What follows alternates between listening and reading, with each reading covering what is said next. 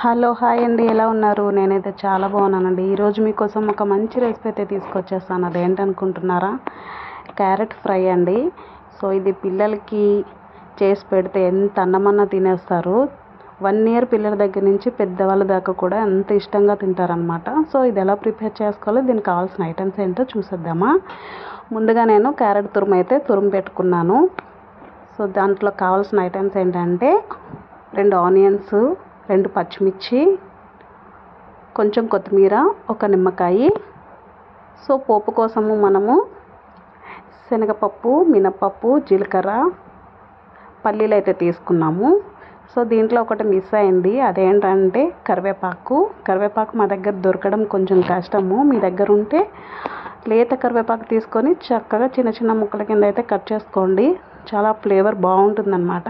ఇప్పుడు స్టవ్ వెలిగించుకొని ప్యాన్ పెట్టుకొని 2 స్పూన్ల ఆయిల్ అయితే వేసుకోవాలి. ఆయిల్ హీట్ ఎక్కినాక మనం తీసుకున్న శనగపప్పు, మినపప్పు ఉంది కదా, పల్లీలు, అవి కూడా వేసేసుకొని చక్కగా ఫ్రై చేసుకోవాలన్నమాట. ఇది మా ఫేవరెట్ కర్రీ అని చెప్పవచ్చు. పిల్లలకి ఇలా చేస్తే మాత్రం ఎంత అన్నమన్నా తింటారనమాట. 1 ఇయర్ పిల్లలకి ఫుడ్ అలవాటు చేస్తాం కదా.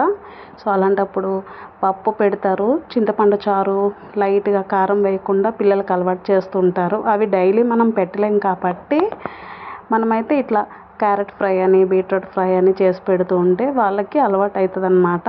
ఇది బాగా 1 ఇయర్ పిల్లల దగ్గర నుంచి అలవాటు చేయండి. సో చాలా బాగుంటుంది. అసలు దీంట్లో కారం అనేది యాడ్ చేయట్లేదు, జస్ట్ టేస్ట్ కోసము 2 పచ్చిమిర్చి అయితే వేస్తున్నాను. సో అవి కూడా వేసుకోకపోయినా పర్వాలేదు.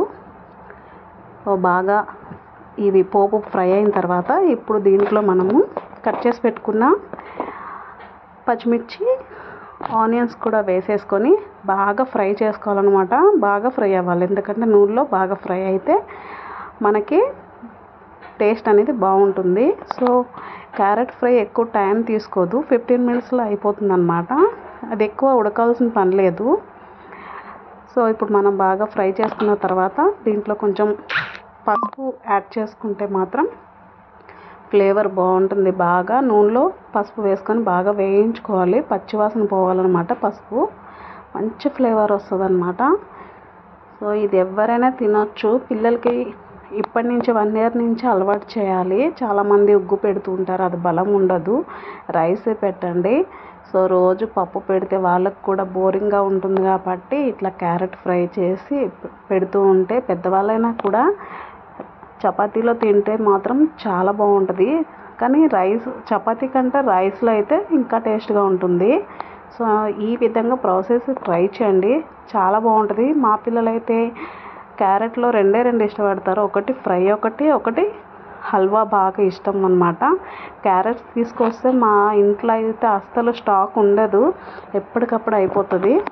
ఇప్పుడు పసుపు కూడా వేసుకున్నాం కదా, బాగా వేగినాక దీంట్లో క్యారెట్ కూడా వేసేసుకొని కొంచెం మనం ఏదైతే మసాలా ఉంది కదా కింద పోపు, ఆ పోపు అంతా క్యారెట్లో కలిసిపోయేలాగా మనము బాగా కలుపుకొని కిందికి మీదికి కలుపుకొని ఒక 10 నిమిషాలు మూత పెట్టుకుంటే ఆవిరికి అనేది బాగా ఫ్రై అయిపోతుంది అన్నమాట. బాగా పచ్చివాసన పోయి పసుపు ఫ్లేవర్ అంతా చక్కగా క్యారెట్కి అనేది పట్టుతుంది అనమాట. ఇప్పుడు 10 నిమిషాలు అయితే మూత పెట్టుకుందాము. మూత పెట్టుకొని 10 నిమిషాల తర్వాత తీసి చూస్తే చక్కగా ఫ్రై అయిపోతుంది, దగ్గరికి అయిపోతుంది అనమాట. దీంట్లో నిమ్మకాయ వేసుకుంటున్నాం కాబట్టి పుల్లగా చాలా పిల్లలు అయితే అస్సలు వదలరు. డైలీ అదే చేసి పెట్టినా కూడా తింటారనమాట. మార్నింగ్ పిల్లలకి స్కూల్ టైంలో మనకి టైం ఉండదు. సో ఇలా చేసి పెడితే మాత్రం ఈవినింగ్ వచ్చేసరికి టిఫిన్ బాక్స్ అంతా ఖాళీ చేసేస్తారు, అంత బాగుంటుంది. ఇప్పుడు మనం సరిపడగా ఉప్పు వేసుకోవాలి, టేస్ట్కి సరిపడగా ఉప్పు వేసుకొని మీకు ఎంత కావాలో అంత ఉప్పు అయితే వేసుకొని ఇప్పుడు బాగా కలుపుకొని కొంచెం సేపు మూత పెట్టుకోవాలన్నమాట. టిఫిన్ బాక్స్లో పిల్లలకి రైస్ పెడితే మాత్రం సగం తింటారు, సగం వదిలేస్తారు. సో మనం పెట్టే కర్రీస్ వాళ్ళకి నచ్చవన్నమాట. అందుకని చెప్పేసి సో పిల్లలకి నచ్చేటట్టు పెడితే మాత్రం టిఫిన్ బాక్స్ మొత్తం ఖాళీ చేస్తారు. సో ఈ విధంగా అయితే చేసి పెట్టండి. ప్రతిరోజు స్కూల్ నుంచి రాగానే మిమ్మల్ని ఇలాగే చేయమని అడుగుతారనమాట. సో అంత పిల్లలు ఇష్టపడతారు. సో ఇలా అయితే ట్రై చేయండి ఒకసారి. ఇప్పుడు మనం మూత తీసుకొని బాగా కలుపుకున్నాం కదా, ఇప్పుడు మనం కట్ చేసి పెట్టుకున్న నిమ్మకాయ రసం కూడా వేసేసుకోవాలన్నమాట. నేనైతే ఒక నిమ్మకాయ తీసుకుంటున్నాను. సో మీకు అంత ఇష్టం లేదు అనుకుంటే సగం నిమ్మకాయ వేసుకుంటే సరిపోతుంది.